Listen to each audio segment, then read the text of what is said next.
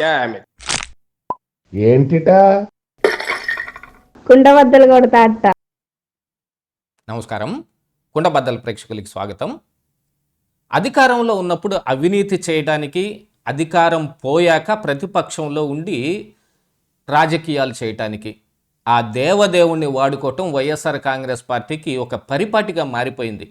ఈరోజు సాక్షిలో వచ్చిన ఒక పెద్ద కథనం పరకామణిలో మరొక చోరీ వ్యవహారం మీద. ఇది గతంలో 2025 జనవరి 11 నాడే ఒక 100 గ్రాములు గోల్డ్ బిస్కెట్ దొంగతనం చేస్తూ పట్టుబడ్డ పెంచలయ్య వ్యవహారాన్ని ఈరోజు తెరపైకి తీసుకొచ్చి ప్రస్తుతం నడుస్తున్న ఈ కల్తీ రాజకీయాలకి వైసీపీ ఏ రకంగా వాడుకుంటుంది, దానికి సాక్షి కానీ బోమన్ కానీ ఏ రకంగా వత్తాసు పలుకుతున్నారు అనేది ఈ వీడియోలో పూర్తి వివరాలు మీకు అందించే ప్రయత్నం చేస్తాను. వీడియో నచ్చితే ఖచ్చితంగా లైక్ చేయండి, మీకు తెలిసిన వాళ్ళందరికీ షేర్ చేయండి. అలాగనే మన కుండబద్దలు ఛానల్ని సబ్స్క్రైబ్ చేసుకోవటం మాత్రం మర్చిపోకండి. ఇక అసలు విషయానికి వస్తే, పెంచలయ్య అనే ఒక కాంట్రాక్టు ఉద్యోగి అగ్రిగోస్కి ఇచ్చిన ఒక కాంట్రాక్ట్ ద్వారా ఇతను ఒక 2 సంవత్సరాల ముందు, అంటే 2025కి ఈయన దొంగతనం చేస్తూ పట్టుబట్టడానికి ఒక 2 సంవత్సరాల ముందు నుంచి పరకామణిలో పనిచేస్తున్నాడు. అతని యొక్క పని ఏమిటి అని అంటే, భక్తులు ఇచ్చిన పిలిగ్రమ్స్ ఇచ్చిన ఈ డబ్బులు కానీ లేకపోతే ఆర్నమెంట్స్ కానీ, అంటే బంగారు కానీ సిల్వర్ కానీ వాటన్నిటిని లెక్కించిన తర్వాత కింది ఫ్లోర్లో నుంచి పై ఫ్లోర్లోకి తరలించడానికి ట్రాలీలని నెట్టుకొని వెళ్ళే ఉద్యోగం. అందులో ఆయన మ్యానిపులేషన్ చేసింది ఏమిటి అని అంటే, ఒక 100 గ్రాముల గోల్డ్ బిస్కెట్ని అందులోంచి దొంగతనం చేసి ట్రాలీ పైపుల్లో వాటిని ఇరికించి పెట్టి అక్కడి నుంచి తస్కరించుకొని వెళ్ళిపోయేవాడు. అది జనవరి 11వ తారీఖు 2025 సంవత్సరం సీసీ కెమెరా ఫుటేజీల ద్వారా ఆయన చెక్ చేస్తున్నప్పుడు బయటపడిన వ్యవహారం. ఇందులో ఆ పెంచలయ్య మీద అప్పుడు అధికారంలో ఉన్న కూటమి ప్రభుత్వం కేసు పెట్టింది. ఆయన్ని పోలీసులకు అప్పచెప్పారు. ఆయన రిమాండ్కు వెళ్ళాడు. ఆ తర్వాత మరి తిరుపతి పోలీసులు దీని మీద విచారణ చేసి ఆయన ఇంట్లో సోదాలు చేసి ఆయన ఇచ్చిన స్టేట్మెంట్ ఆధారంగా దాదాపుగా 555 గ్రాముల గోల్డ్ బిస్కెట్లు, అలాగనే మరికొన్ని 100 గ్రాముల గోల్డ్ నగలు ఆర్నమెంట్స్ రూపంలో ఉండేవి, అలాగనే ఒక 150 గ్రాములు సిల్వర్ ఆర్నమెంట్స్, ఇవి దొంగతనం చేసినట్టుగా ఆయన ఒప్పుకున్నాడు. వీటన్నిటిలో వివరాల ప్రకారంగా మొత్తం వాటన్నిటినీ కూడా నమోదు చేసి ఆయన దగ్గర నుంచి దాదాపుగా 46 లక్షల రూపాయల విలువైన వీటన్నిటిని తిరిగి స్వాధీనం చేసుకోవటం కూడా జరిగింది. అంటే వాటన్నిటిని కరిగించి మరొక రూపంలో మరి బ్యాంకులో తాకట్టు పెట్టాడా, లేదు మరికొంతమంది దగ్గర దాన్ని తాకట్టు పెట్టి ఆ డబ్బులు తెచ్చుకొని వాడుకున్నాడా? ఈజీ మనీ ఎంత పని చేపిస్తుంది అని అంటే, స్వామివారి హుండీలో చేయబెట్టడానికి కూడా ఇది ఒక పెద్ద నిదర్శనంగా కనపడుతుంది. కేవలం ఈ భక్తులే కాదు, చాలామంది. అంటే వెనకటికో సామెత చెప్పినట్టు పుర్రెకో బుద్ధి జహవకో రుచి అన్నట్టుగా, అసలు భక్తుడు రూపంలోనే ఒక తమిళనాడు నుంచి వచ్చిన ఒక వేణులింగం అనే ఒక భక్తుడు స్వామివారి హుండీలోనే చేయబెట్టి 15,000 రూపాయలు తస్కరిస్తూ పట్టుబడ్డాడు. ఇలాంటివి చాలానే జరుగుతూ ఉంటాయి. ఎందుకంటే డబ్బు ఎదురుగా కనపడుతుంటే, స్వర్ణం ఎదురుగా కనపడుతుంటే చంచలమైన మనసు ఊరుకోదు. దాన్ని ఎలాగోలా మనం తస్కరించాలనే ఉద్దేశాలు ఉంటాయి. కాకపోతే దేవుడి హుండీలో కానీ లేదు స్వామివారికి ఆఫర్ చేసిన వాటిల్లో ఒక భయం ఒకటి ఉంటుంది. అలాంటి భయం లేని వాళ్ళు ఇలా చేస్తారు.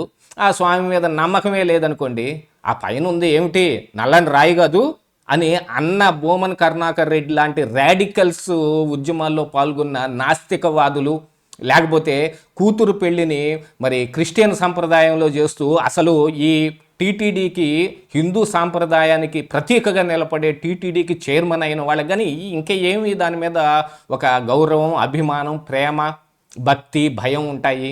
అలాగనే ఇప్పుడు ఆయన ఒక 50 కోట్ల రూపాయలకి భగవద్గీత సారం అని చెప్పి కొన్ని పేజీలు ఆయన ఇష్టానికి వచ్చింది చేతికి వచ్చింది రాసేసి దాన్ని మరి అన్ని భాషల్లోనూ ముద్రణ చేసి పంపిణీకి 50 కోట్ల రూపాయలు అదొక నష్టం చేకూర్చాడు. అందులో మరి ఆ కాంట్రాక్టర్లు ఎంత మిగిల్చుకున్నారో, మరి అందులో ఈయనకి ఎన్ని ముడుపులు ముట్టినాయో.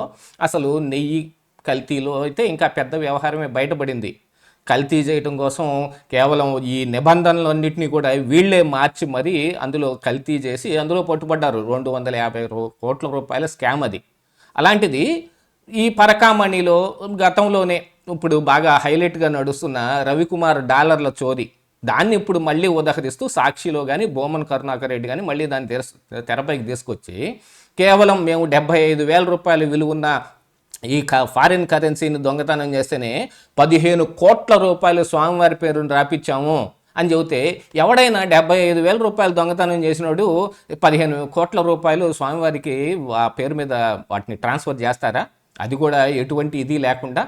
ఇప్పుడు స్వామివారి పేరు మీద ఆస్తులు వాటిని ట్రాన్స్ఫర్ చేయడానికి కూడా వెనకున్న ఉద్దేశాలు ఏమిటి, గతంలో వీళ్ళు ఏం చేశారు మొత్తం వెరిఫై చేసిన తర్వాత నేను చెయ్యాలి, ఏం చేయకుండా రాపిచ్చేశారు.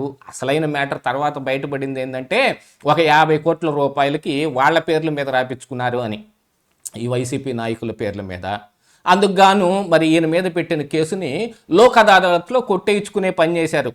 ఆ వ్యవహారం మొత్తం ఇప్పుడు కోర్టు ద్వారా బయటకు తీయబడి దాన్ని మళ్ళీ కేసు మళ్ళీ తెరపైకి వచ్చేటప్పటికి విజిలెన్స్ ఆఫీసర్గా ఉన్న అప్పట్లో ఉన్న ఆ వ్యక్తిని కూడా అర్ధాంతరంగా అతను తనువు జాలించాల్సిన పరిస్థితి కూడా వచ్చింది. రైల్లో ప్రయాణం చేస్తూ కిందకు పడిపోయి చచ్చిపోయాడు.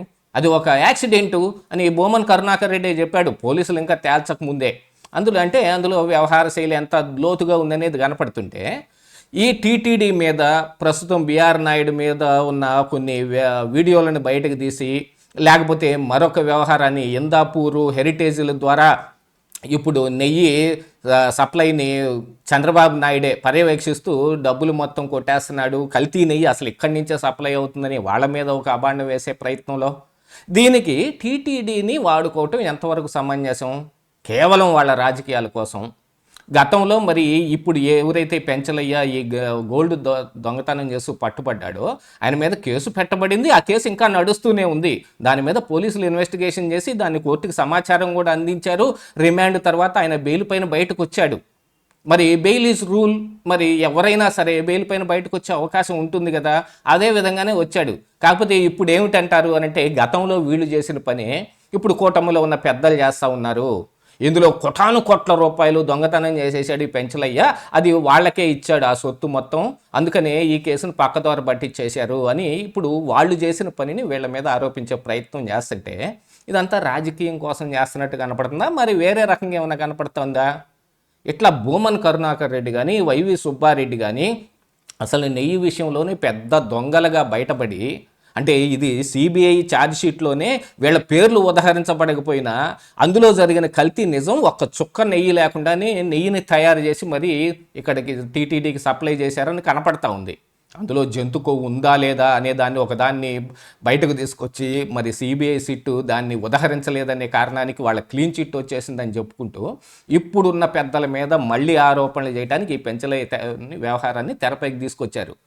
వాళ్ళు చేసిన తప్పులు మొత్తాన్ని ఇప్పుడు ప్రభుత్వంలో ఉన్న వాళ్ళ మీద అంటగట్టడానికి దేవదేవుణ్ణి వాడుకుంటే ఆయన ఏం చేస్తాడనేది అందరికీ తెలుసు.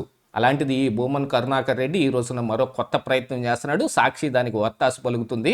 వైసీపీ టీటీడీతో పెట్టుకుని ఏమైపోతుందో మరి. ఇదే ఈరోజు కుండబద్దలు.